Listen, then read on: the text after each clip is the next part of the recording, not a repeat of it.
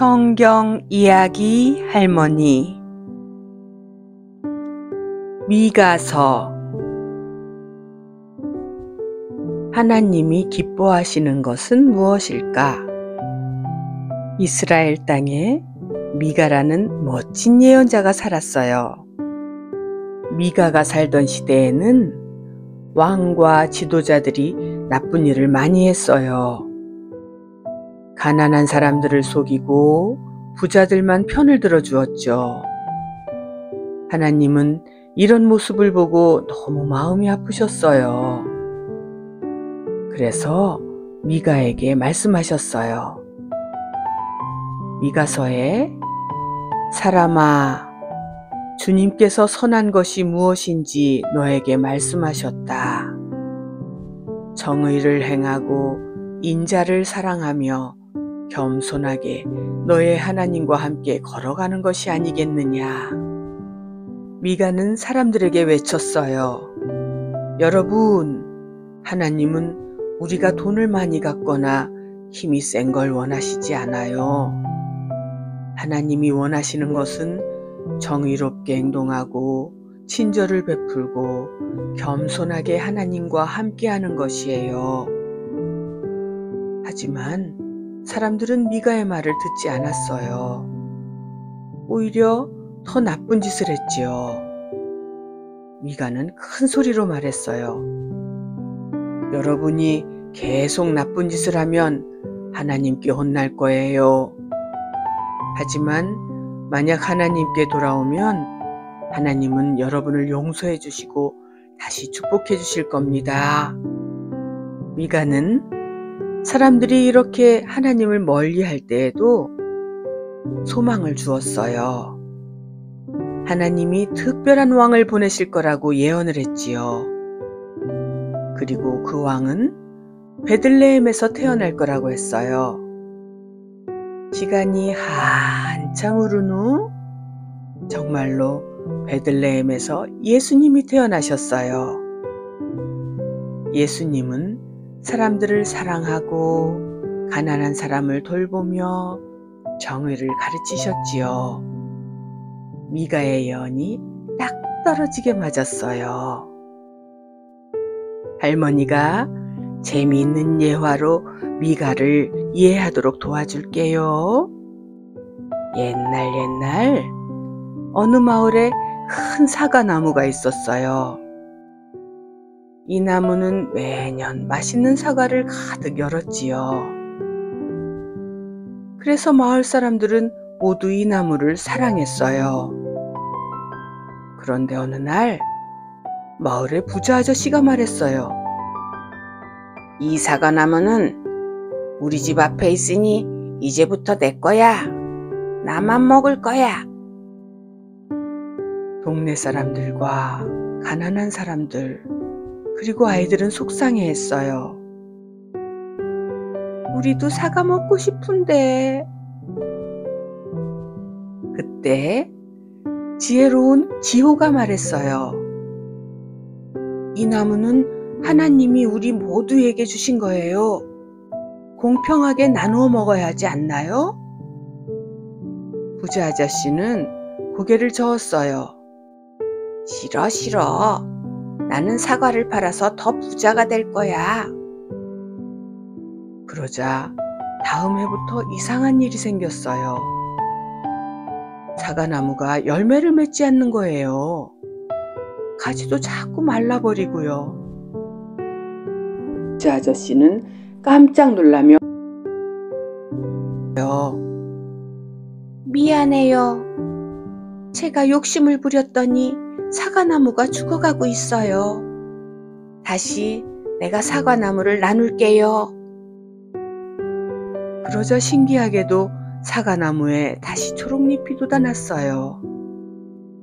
그리고 더 크고 맛있는 사과들이 주렁주렁 열렸어요. 이렇게 부자 아저씨가 자기 욕심만 부리자 모두가 슬펐어요. 하지만 정의롭게 사과를 나눴을 때 모두가 행복해졌지요. 우리 친구들도 우리 하나님 마음으로 나보다 약한 친구나 나보다 힘들어하는 친구가 있다면 장난감도 같이 나누고 약한 친구들을 도와주는 멋진 어린이가 되도록 해봐요. 나훔서. 하나님은 공평한 심판자. 오래전 큰 성벽으로 둘러싸인 니느웨라는 도시가 있었어요. 이곳은 아주 강한 나라 아시리아의 수도였어요. 하지만 니느웨 사람들은 매우 사나웠어요. 가난한 사람들을 괴롭히고 다른 나라를 침략하며 하나님을 무시했어요. 하나님은 이 모습을 그냥 두고 보지 않으셨어요. 그래서 나훔이라는 선지자를 보내셨지요. 나훔은 이렇게 말했어요. 니느웨 사람들, 여러분은 너무 많은 죄를 지었어요. 하나님은 우리를 지켜주시는 분이지만 죄를 계속 짓는 사람들에게는 공평하게 벌을 내리세요. 사람들은 처음엔 웃었어요. 우린 강한 나라야. 누가 우리를 무너뜨릴 수 있겠어? 하지만 하나님은 나훔을 통해 분명히 말씀하셨어요. 니느웨는 곧 멸망할 것이다. 너희가 한 일들을 하나님께서 심판하실 것이다. 그리고 정말로 몇 년 뒤 니느웨는 큰 홍수와 전쟁으로 사라지고 말았어요. 니느웨는 무너졌지만 하나님을 믿고 따르는 사람들은 안전했어요. 나훔은 말했어요. 나훔서에 하나님을 사랑하고 바르게 사는 사람들은 걱정하지 마세요. 하나님은 여러분을 보호해 주실 거예요. 라고 말했지요. 니느웨 사람들은 하나님을 우습게 여겼지만 이렇게 결국 벌을 받았어요. 그렇지만 하나님을 믿는 사람들은 언제나 하나님이 지켜주신다는 사실을 기억해야 해요. 할머니가 이제 또 재미있는 예화를 들어볼게요. 어느 마을에 수아라는 착한 아이가 있었어요. 어느 날 수아는 길에서 지갑을 주웠어요. 지갑 안에는 돈이 가득 들어 있었지요. 친구들이 말했어요. 우와, 넌 이제 부자야. 우리랑 간식 사 먹자. 하지만 수아는 고개를 저었어요. 아니야, 이건 내 것이 아니야. 주인을 찾아줘야 해. 그래서 수아는 지갑을 잃어버린 사람을 찾아 마을을 돌아다녔어요. 마침내 한 할아버지가 울고 있는 걸 봤어요. 내 지갑을 잃어버렸는데 돈이 다 없어졌겠지. 수아는 환하게 웃으며 할아버지에게 지갑을 내밀었어요. 할아버지, 이거 찾으세요. 할아버지는 깜짝 놀라며 말했어요. 이런 착한 아이가 다 있다니 정말 고맙구나. 넌 이름이 뭐니? 전 수아예요. 수아야, 정말 고맙다.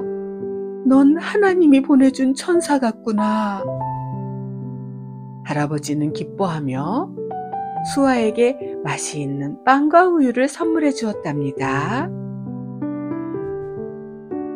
우리도 수아처럼 정직하고 착하게 행동하면 하나님께서 기뻐하시고 축복해 주실 거예요. 우리 이렇게 기도하며 잠자리에 들면 어떨까요? 하나님, 저는 언제나 정직하고 착한 사람이 되고 싶어요. 저를 도와주세요. 아멘. 하박국서. 하나님이 다 보고 계셔요. 하박국이라는 선지자가 살았어요. 그런데 하박국은 화가 나 있었어요. 그리고 속상했지요. 왜냐하면 이스라엘 사람들이 나쁜 일을 많이 했거든요. 가난한 사람을 괴롭히고 거짓말하고 하나님을 무시하는 사람들이 잘 살고 있었어요. 그런데도 하나님께서는 아무 말씀도 안 하시는 것처럼 보였어요. 하박국은 하나님께 따져 물었어요. 하나님, 왜 나쁜 사람들을 그냥 두세요? 왜 착한 사람들이 힘들어야 하나요? 하박국은 하나님께 진짜 궁금한 질문을 한 거예요. 하박국이 막 따지자 하나님께서 대답하셨어요. 하박국아, 걱정하지 마. 나는 다 보고 있고 계획이 있단다. 곧 바벨론이라는 나라가 이스라엘을 심판할 거야. 하박국은 깜짝 놀랐어요. 에? 하나님, 바벨론은 더 나쁜 나라인데요. 왜 그런 나라를 사용하세요? 하나님께서 다시 말씀하셨어요. 바벨론도 결국 벌을 받을 거야. 하지만 지금은 내가 그들을 사용해서 이스라엘을 깨닫게 할 거란다. 하박국은 하나님의 계획을 다 이해할 수는 없었지만 하나님이 틀림없이 공평하시고 정의로우신 분이라는 걸 믿기로 했어요. 하박국은 깨달았어요. 하나님의 계획은 우리보다 훨씬 크고 반드시 이루어진다. 하박국은 하나님을 믿고 기다리기로 했어요. 그리고 마지막에 이렇게 고백했어요. 하박국서에 비록 무화과 나무가 꽃을 피우지 않고 외양간에 소가 없을지라도 나는 여호와로 인해 기뻐하며 나를 구원하시는 하나님으로 인해 즐거워하리라.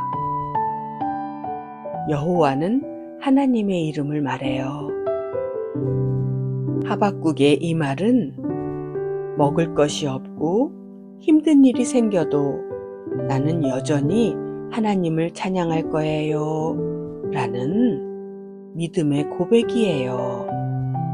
할머니가 이제 또 재미있는 예화를 들어볼게요. 우리 아비게일은 퍼즐 맞추기를 좋아했어요. 어느 날 엄마가 엄청 어려운 퍼즐을 사줬어요. 그런데 아비게일이 아무리 퍼즐을 맞춰도 이상하게 어떤 조각들은 맞지 않는 것처럼 보였어요. 아비게일은 속상했어요. 엄마, 이 퍼즐 잘못된 거 아니에요? 아무리 해도 안 맞아요. 그때 엄마가 웃으며 말했어요. 아비게일아, 아직 다 끝난 게 아니야. 조금 더 포기하지 말고 해봐라. 아비게일은 엄마 말을 듣고 포기하지 않고 계속 맞췄어요. 그런데 마지막 조각을 끼우자 멋진 그림이 완성됐어요. 아비게일은 깜짝 놀랐어요. 와, 처음엔 몰랐는데 다 맞추고 보니 엄청 멋져요. 그래요. 우리 친구들도 하나님을 믿고 끝까지 기다리며 기뻐하며 찬양하는 어린이가 되어 볼까요?